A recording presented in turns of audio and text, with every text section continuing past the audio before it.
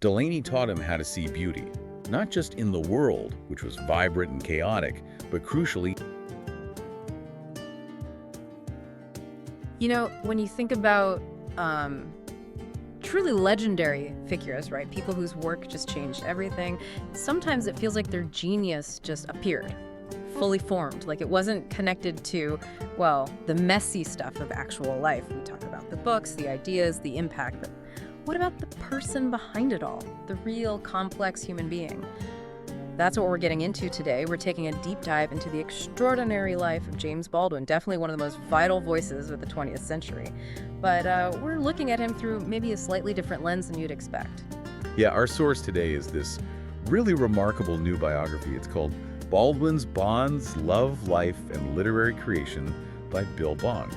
And get this, the first major Baldwin biography in like 3 decades. That's right. And it's built on just a ton of new stuff, archival finds, really personal interviews. It's quite something. So our mission today really is to unpack how love, and we mean all kinds of love, you know, romantic, friendship, artistic bonds, intellectual connections, how all that wasn't just happening around Baldwin's writing. Boggs argues it was actually the fuel for it, right at the heart of his, well, revolutionary voice. It really is a transformative way to look at him.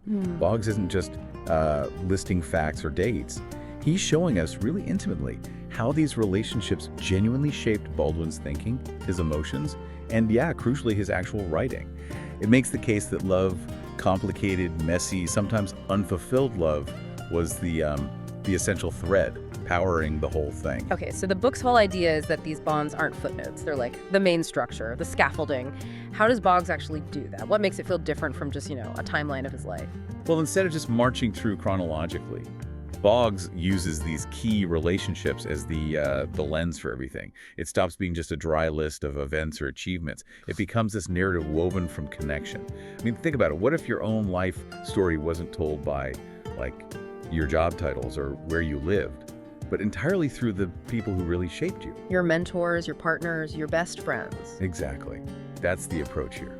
And it makes Baldwin so much more human.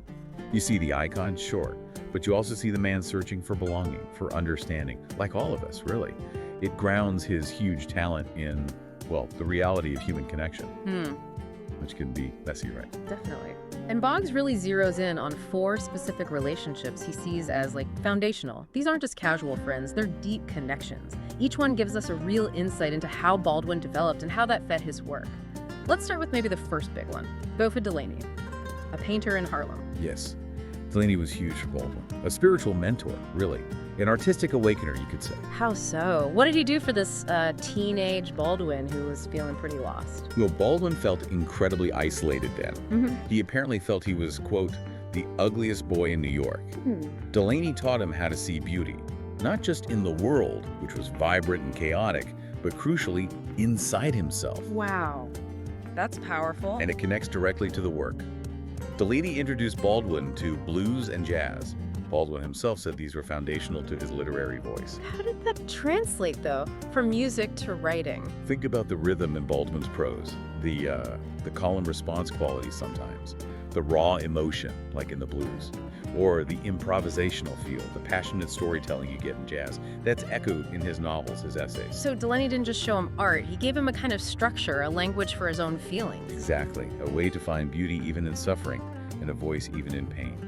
A huge gift. Okay, so Delaney awakens the artist. But then there's this other huge figure, another painter, Lucien Happersberger. Baldwin called him the love of my life.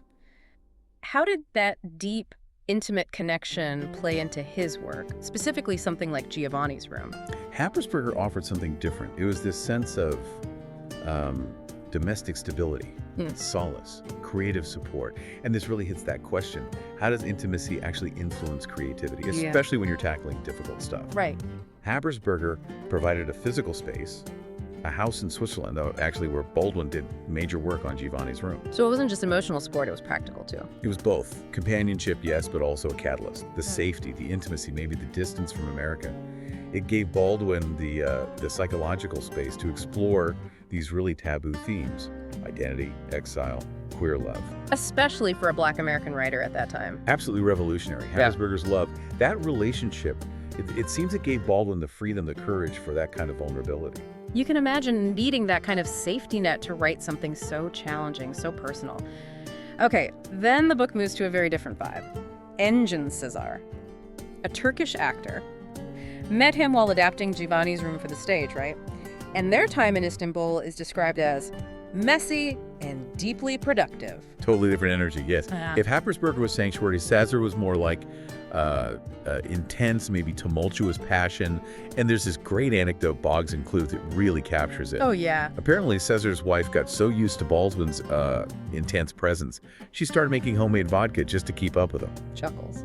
Okay, that paints a picture. It does. Raw, intense, complicated, Huh. but clearly creatively fertile ground for Baldwin despite the messiness. Istanbul was this whirlwind, intense emotions, cultural exchange. It shows that creativity doesn't always need peace and quiet, does it? No, sometimes it needs that friction, that heat. Exactly. That dynamic energy definitely seems to have infused the work he did around that time. Gave it a certain, maybe, dramatic edge. It's amazing how he could draw fuel from such different kinds of intimacy. Quiet sanctuary, passionate chaos. And then the fourth bond Boggs highlights is maybe less expected. Yoran Cazac, a French artist. They collaborated on a children's book, Little Man, Little Man. How does that fit in? Well, I think it shows the sheer breadth of the relationships that mattered to Baldwin. It wasn't all high drama or profound romance. This collaboration shows a different side, tenderness, playfulness, engaging with childhood, with innocence. Which is quite a contrast to some of his other themes. Right, and the fact that Boggs tracked Cazac down decades later to piece together their bond, it just underlines that all these connections, even the seemingly smaller ones, were important threads in the tapestry. It shows Baldwin was always seeking connection, meaning through other people, whether it was deep love, mentorship, or, even creating a kid's book together. So pulling it all together, the book's argument isn't just Baldwin had friends and lovers. It's that these relationships, the good, the bad, the complicated, were fundamentally the engine for his work. They shaped his soul, and so they shaped his art. Exactly, and in doing that, it really humanizes him. It strips away some of the myth, Boggs doesn't ignore Baldwin's flaws, the drinking, the instability. Apparently, he could be a pretty difficult house guest. Smiling, I can imagine. Right, but that's crucial. It grounds the legend. He wasn't a saint. He was a man, searching for belonging, for truth through love, like us. Deeply flawed, deeply passionate, and needing that emotional world to create. Yeah, it makes his voice, his fight for justice, feel even more powerful when you see the very human person behind it, fueled by these connections. And Boggs himself, the author, his journey to write this is pretty interesting too, isn't it? He didn't even start out wanting to write a biography. No, it's wild. It apparently started when he just stumbled across that children's book, Little Man, in the Yale library. And from that one book, this decades-long project grew. Wow. Yeah. And his research path was incredible. Took him all over the Schomburg Center in Harlem, obviously, but then Corsica, Istanbul, France. All places Baldwin himself had connections to. That dedication, tracking people down, piecing together these intimate stories across decades and continents. That's commitment. It really is. And that's why critics are praising it so much, I think, for that emotional honesty, that depth. Words like compulsively interesting, beautifully written. They're saying it repositions Baldwin for a new generation. It feels like work driven by real passion. You definitely feel that care when you read it. It's not just facts, it's a story told with empathy. It pulls you right into his world. So, okay, wrapping up this deep dive. We've seen how Bill Boggs, in Baldwin's Bonds, basically lets Baldwin's loves tell the story. It's not this idealized picture, it's a man shaped by the people who loved him and who he loved back, openly, quietly, sometimes turbulently. A full picture. And the big takeaway really is that these bonds weren't side notes. They molded his art, his worldview, the power in his writing. His personal connections were completely intertwined with his public voice, gave it that unique resonance. Every word, every insight filtered through these intense relationships. It leaves you thinking, doesn't it? When we look at these huge figures from history, how often do we miss the importance of their personal lives? The messy human power of relationships in shaping what they gave to the world. And maybe for you, listening, what great work or insight or even just growth in your own life might trace back not just to you, but to the people who shaped you. The loves, the mentors, the collaborators, even the difficult ones, may be worth thinking about their impact.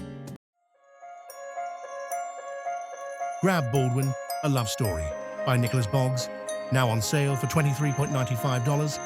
Don't miss this chance to build good habit and achieve remarkable results. Buy now, today.